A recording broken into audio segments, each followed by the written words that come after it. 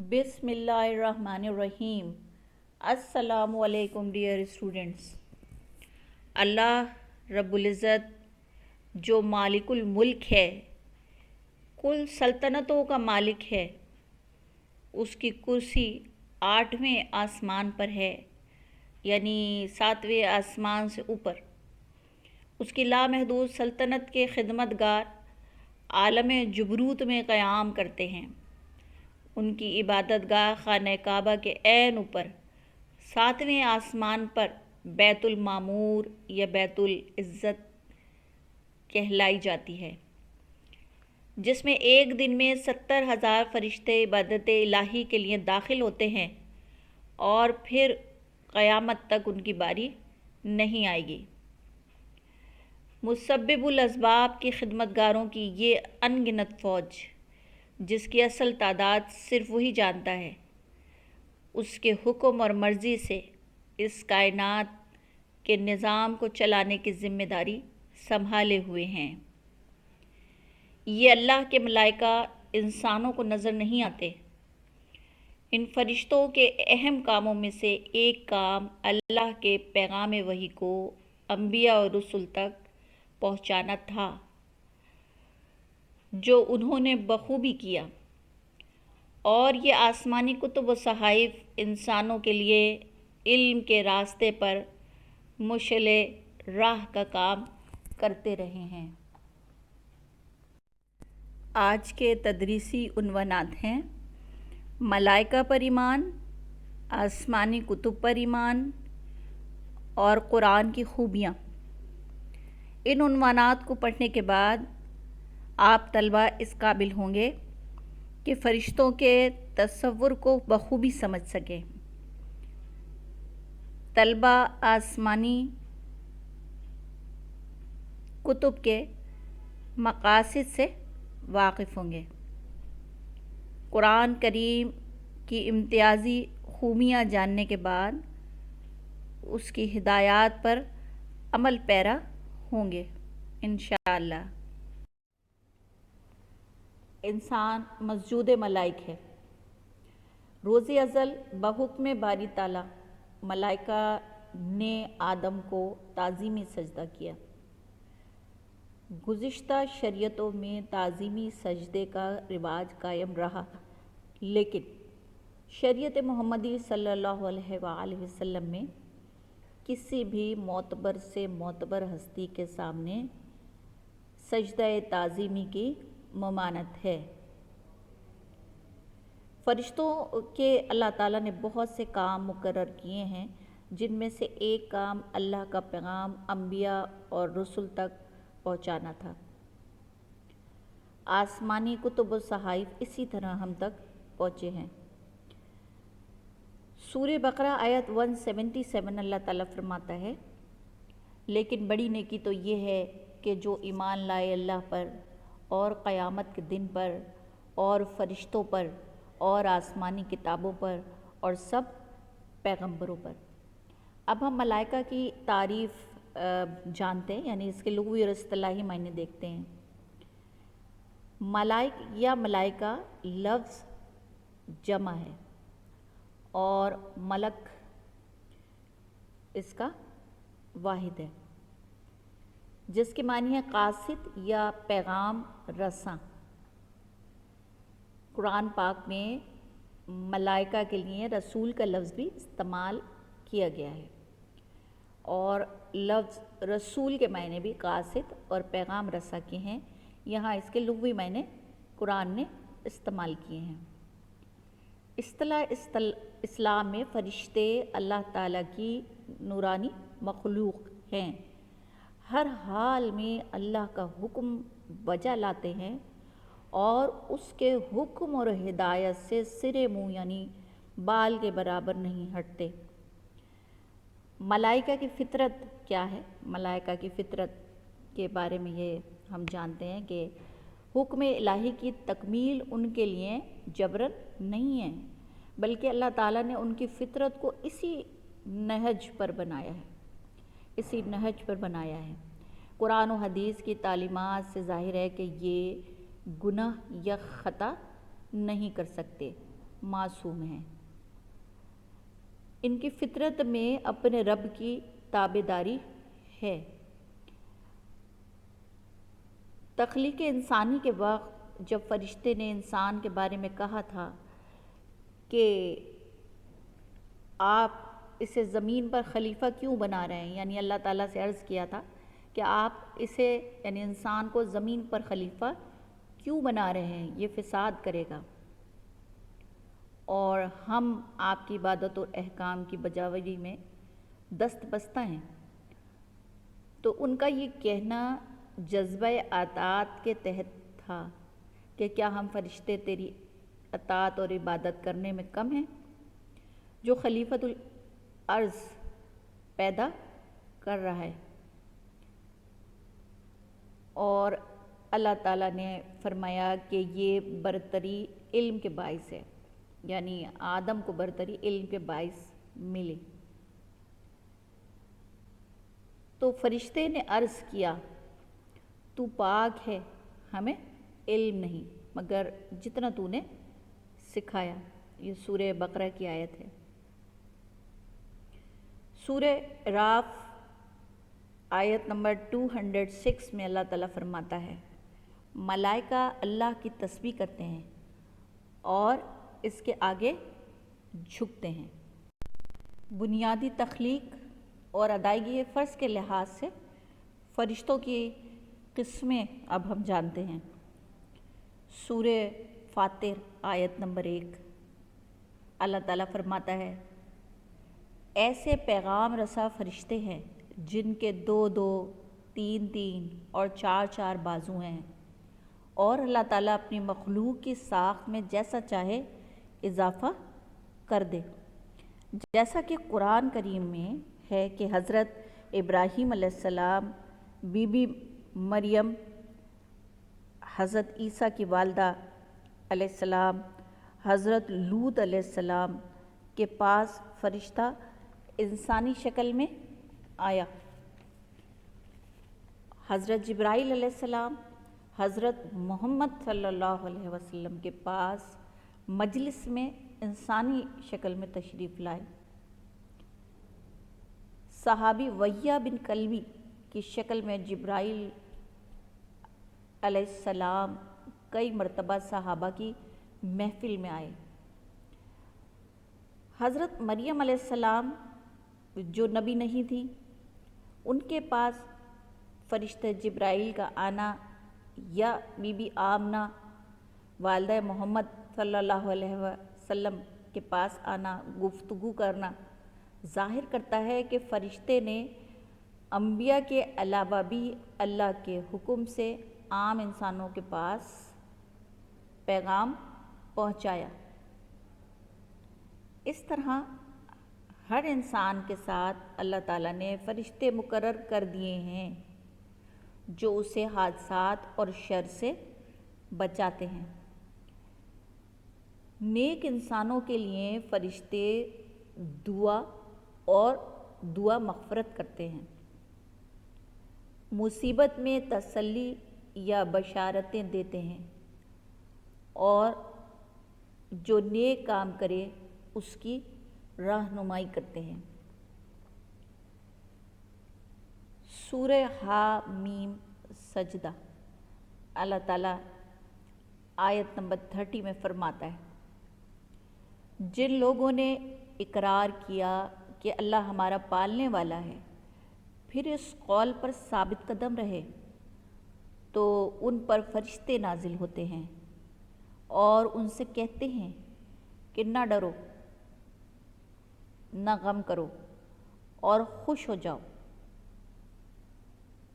اس جنت کی بشارت سے جس کا تم سے وعدہ کیا گیا۔ مشہور فرشتوں کے نام اور فرائض۔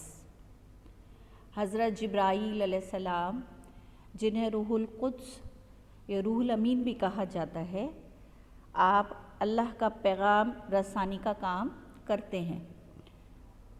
حضرت میکائیل علیہ السلام بارش برسانے اور رزق تقسیم کرنے پر مامور ہیں۔ حضرت اسرافیل علیہ السلام قیامت کے دن سور پھونکیں گے۔ سور ایک خاص آواز ہے جو اس دنیا کو ختم کر دے گی۔ حضرت عزرائیل علیہ السلام جانداروں کی ارواح قبض کرتے ہیں۔ حضرات منکر نکیر 2 فرشتے ہیں جو قبر میں سوال کرتے ہیں اور نیک اور بد کا فیصلہ ہو جاتا ہے، پھر برزخ تک پہنچا دیتے ہیں۔ حضرات کرامن کاتبین نگراں 2 فرشتے ہیں جو انسان کے اعمال محفوظ کر رہے ہیں۔ حضرت رضوان علیہ السلام جنت کا داروغہ اور نگراں فرشتے ہیں۔ حضرت مالک علیہ السلام دوزخ کا داروغہ اور نگراں ہیں۔ آسمانی کتب پر ایمان لانا۔ الہامی کتب صحائف کی صورت میں بھی رسولوں پر نازل ہوئیں۔ تمام آسمانی کتب پر ایمان لانا جو ہمیں معلوم ہوئیں یا معلوم نہیں ہوئیں، ان پر ایمان لانا بنیادی عقائد کا تقاضا ہے۔ سورہ بقرہ آیت 4 میں اللہ تعالیٰ فرماتا ہے، اور وہ لوگ جو ایمان لاتے ہیں اس پر جو نازل ہوا آپ صلی اللہ علیہ وسلم پر اور جو کچھ اس سے پہلے نازل ہوا۔ اس آیت میں مومنوں کی صفت کو بیان کیا گیا ہے کہ وہ قرآن کریم اور گزشتہ کتابوں پر ایمان لاتے ہیں، کیونکہ قرآن کریم ان تمام کتابوں کی تصدیق کرتا ہے کہ وہ سب اللہ کی کتابیں تھیں۔ عام طریقے سے صحیفہ اور آسمانی کتب کتاب کے ہی معنی میں لیے جاتے ہیں، تاہم ان میں بنیادی فرق ہے۔ آسمانی صحیفہ کسی ایک یا چند موضوعات پر اللہ تعالیٰ کی نازل کی گئی مختصر کتاب ہے، جیسے صحیفہ نوح علیہ السلام حضرت نوح علیہ السلام پر، صحیفہ آدم حضرت آدم علیہ السلام پر، صحیفہ ابراہیم حضرت ابراہیم علیہ السلام پر نازل ہوئے، اور ان کا ذکر قرآن پاک میں آیا ہے۔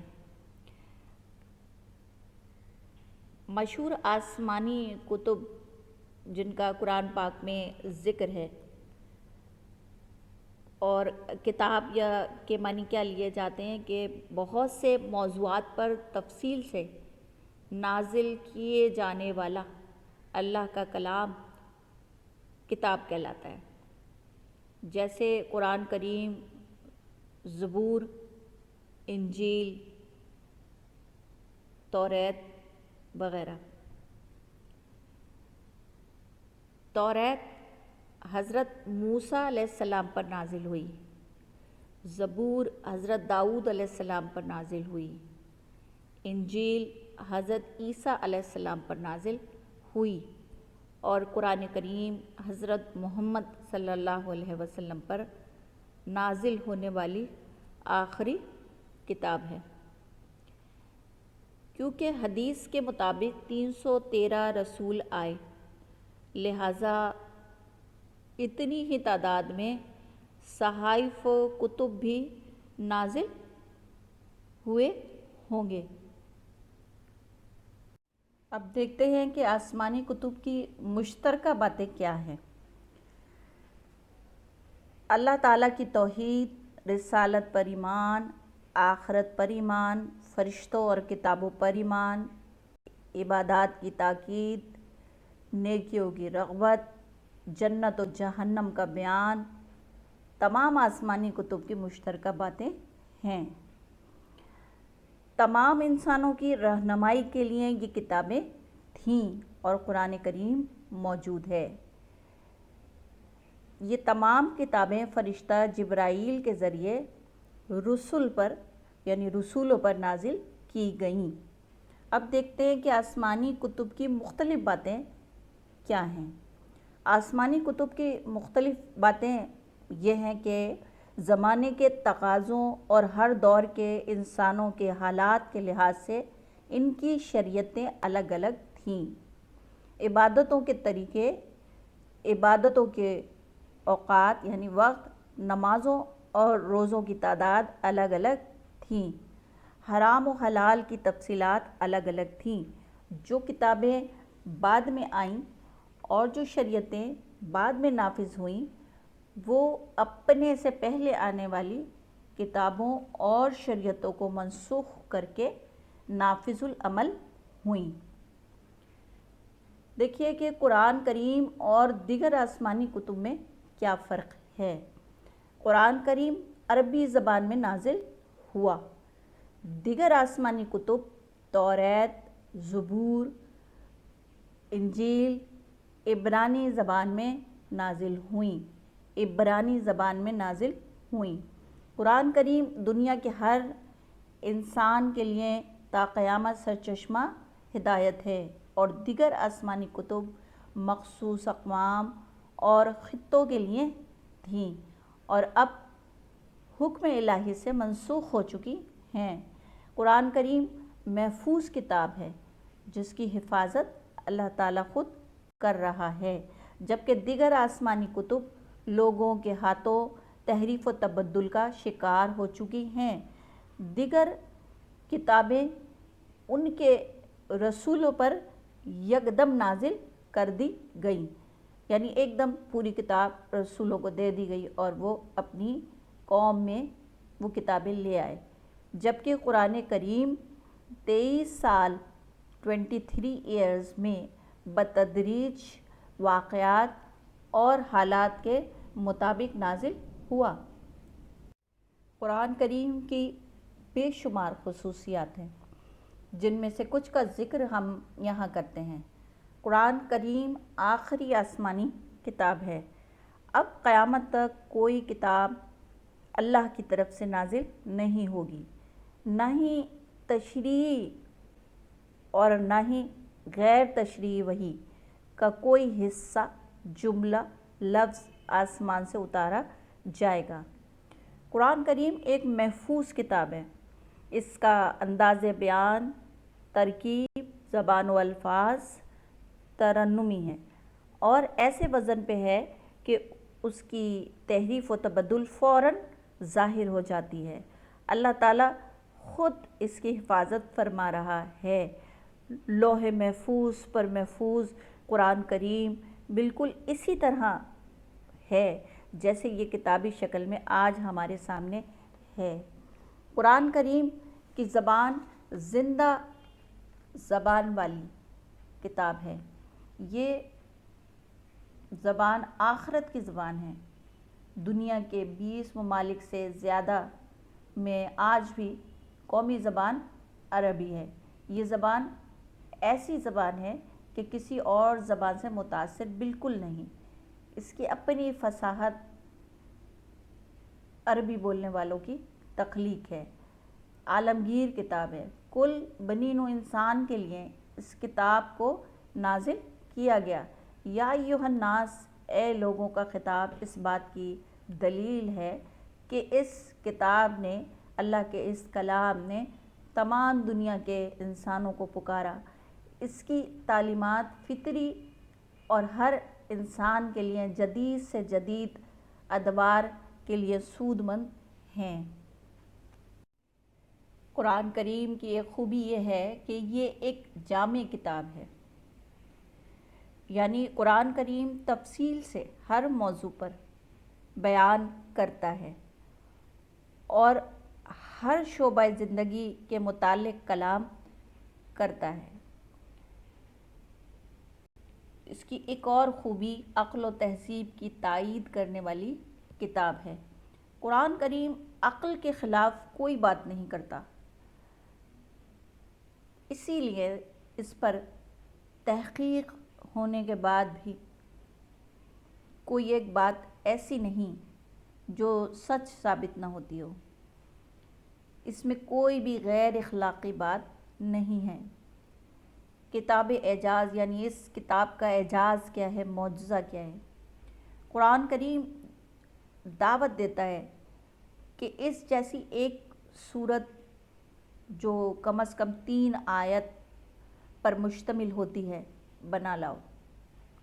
دنیا کے انسانوں کو کھلے عام چیلنج ہے کہ کوئی ایک صورت بنا لاؤ یا کوئی ایک آیت ہی بنا لاؤ۔ آج تک کوئی ایسا نہ کر سکا اور نہ کر سکے گا۔ عرب کے معنی خوش بیان یا فصیح کے ہیں۔ عربی عرب کی بول چال کا نام ہے، اور عجم کے معنی گونگا یا عرب کے سوا کسی اور ملک کا رہنے والا ہے۔ عجمی تو بہت دور ہیں، خود عربی جو اپنی زبان پر فخر کرتے ہیں اس قابل نہیں کہ قرآن کی زبان و انداز میں کوئی جملہ بنا سکیں۔ اس کا ایک معجزہ یہ ہے کہ انسانوں کو جنہیں اللہ تعالیٰ توفیق دیتا ہے، یہ کتاب حرف بہ حرف زیر زبر پیش کے ساتھ زبانی یاد ہو جانے والی کتاب ہے۔ یعنی اس کتاب کے لاکھوں حفاظ نبی کریم صلی اللہ علیہ وآلہ وسلم کے زمانے سے موجود رہے ہیں اور آج بھی موجود ہیں۔ یعنی اس کتاب کی صدری حفاظت اللہ تعالیٰ فرما رہے ہیں۔ خلاصہ تدریسی عنوانات کا یہ ہے کہ ملائکہ اللہ کی نورانی مخلوق ہیں، جنات ناری مخلوق ہیں اور انسان خاکی مخلوق ہے۔ فرشتے اللہ کے احکام بجا لانے، عبادت کرنے اور حمد و ثنا کرنے میں مصروف ہیں۔ اللہ تعالیٰ نے الہامی کتب لوگوں کی ہدایت کے لیے اپنے منتخب بندوں کے ذریعے عام لوگوں تک پہنچائی۔